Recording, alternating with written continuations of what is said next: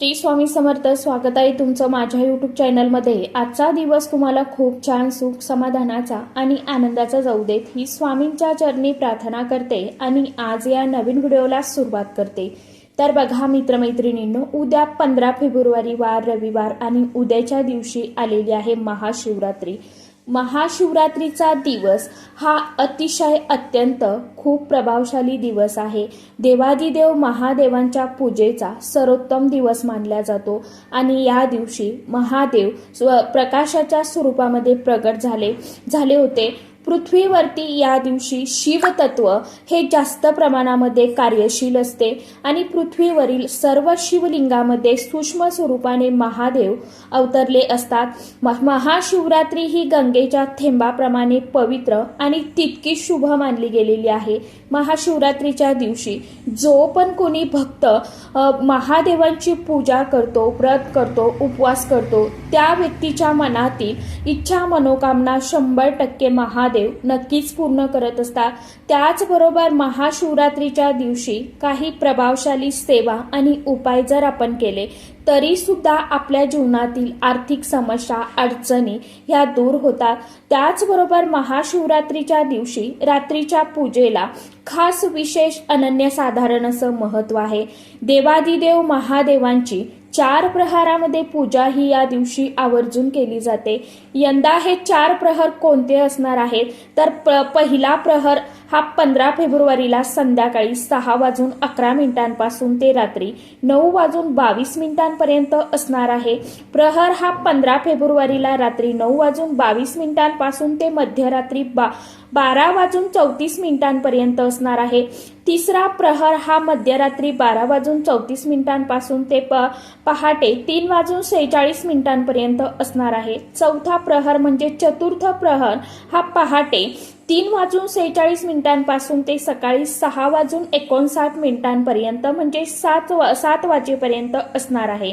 या 4 प्रहर घरामध्ये आपण जर देवादिदेव महादेवांची घरी पूजा करत असू, त्याचप्रमाणे महाशिवरात्रीच्या दिवशी निश्चित काळ हा सुद्धा पूजेसाठी अतिशय अत्यंत शुभ मानला जातो. म्हणूनच आपल्याला या शुभ काळामध्ये काही वस्तू ज्या आहेत तर त्या मंदिरामधून आपल्याला घरी आणायच्या आहे. आता ही वस्तू कोणती असणार आहे, नेमकी कोणती वस्तू आपल्याला शिव मंदिरामधून उद्याच्या दिवशी घरी आणायची आहे आणि त्या वस्तूचं काय करायचं आहे, उपाय कशा पद्धतीने करायचा आहे, याविषयीची संपूर्ण माहिती आजच्या या नवीन व्हिडिओमध्ये मी तुमच्या बरोबर शेअर करणार आहे.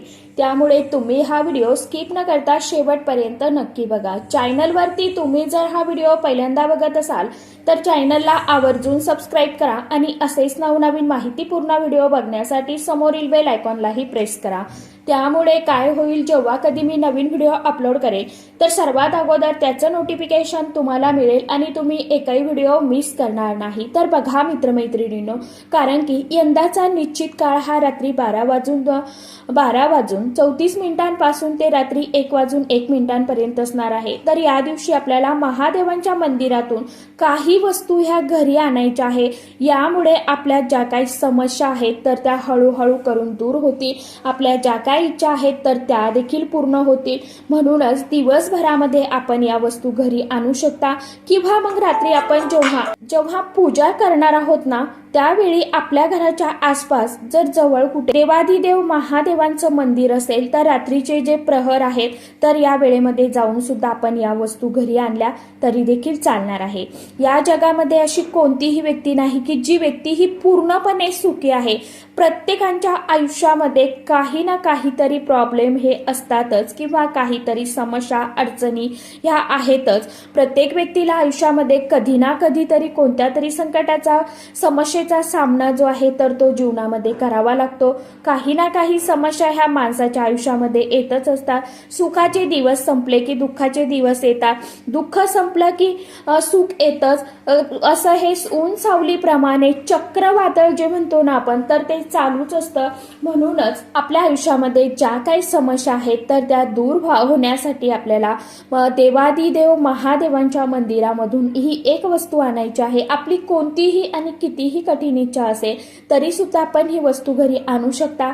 आता हा जो उपाय आहे तर हा उपाय स्त्री पुरुष किंवा मुलं मुली कुणीही करू शकतात, काही अडचण नाही। फक्त की तुम्हाला असं अजिबात नाही की मी अमुक वयाची आहे या व्यक्तीने हा उपाय करावा किंवा पुरुषांनीच हा उपाय करावा का, तर महिलांनी सुद्धा हा उपाय करू शकतात। एक वस्तू जी आहे तर ती आपल्याला शिव मंदिरातून घरी आणायची, फक्त आपल्याला गुपचूप आणायची आहे। या उपायाबद्दल आपल्याला कुणालाही सांगायचं नाहीये किंवा आपल्याला चर्चा करायची नाहीये, आपल्याला ती पटकन म्हणजे गुपचूप उचलून घ्यायची आहे। आणि याच्यासाठी मी हा उपाय करत आहे। फक्त आपल्या मनामध्ये आपल्याला ह्या भावना ठेवायच्या आहेत, म्हणजे आपल्याला एक फील करायचं आहे बघा। आणखी उपाय आपल्याला गुपचूप करायचा असतो आणि तशीच आपल्याला ही वस्तू सुद्धा गुपचूपच आणायची आहे। आता आपल्या आयुष्यामध्ये कधी कधी आर्थिक अडचणी असतात, म्हणजेच काय तर पैशा संबंधीच्या अडचणी असतात। घरामध्ये पैसा येत नाही किंवा पैसा येण्याचे मार्ग जे आहेत तर ते बंद झालेले आहेत, किंवा घरामध्ये भरपूर पैसा येतो परंतु तो टिकत नाही। घरामध्ये सततचा आजारपण आहे, कुणी ना कुणी सतत आजारी पडत आहे। घराचे जे काय दुःख दारिद्र्य गरिबी आहे ती काही केल्या संपत नाहीये। घरामध्ये सतत वादविवाद, अगदी छोट्या छोट्या कारणावरून वादविवाद भांडणे होतात, चिडचिड होते। त्यामुळे आपल्याला कोणत्याही समस्येसाठी, अशा कोणत्याही अडचणीसाठी आपण हा जो उपाय आहे तर तो निश्चिंत करू शकता। खास करून आपल्याला आर्थिक समस्येसाठी हा जो उपाय आहे ना तर तो करायचा आहे। पैशा संबंधीची अडचण असेल तर आवर्जून आपल्याला हा उपाय करायचा आहे बघा।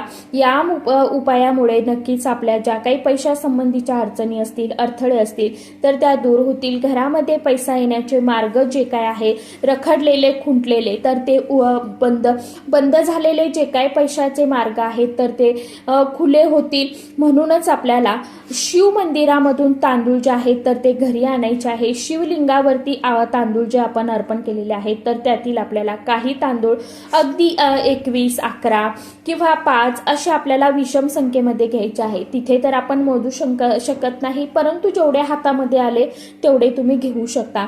ते तांदूळ जे आहेत तर ते आपल्याला घेऊन यायचं आहे आणि हे तांदूळ जे आहेत तर ते उचलण्या अगोदर आपल्याला देवादिदेव महादेवांना आपली जी काय समस्या आहे, अडचण आहे तर ती सांगायची आहे। आपल्याला शिवलिंगाची अगोदर पूजा करायची आहे, त्यानंतर आपली जी काही समस्या असेल, अडचण असेल तर ती सांगायची आणि मनोमन त्यांच्यासाठी मी ही वस्तू जी आहे तर ती घेत आहे अशी देवादिदेव महादेवांना प्रार्थना करायची आहे। आणि त्यांचा आशीर्वाद घेऊनच आपल्याला हे अखंड तांदूळ जे आहेत तर ते उचलायचे आहे।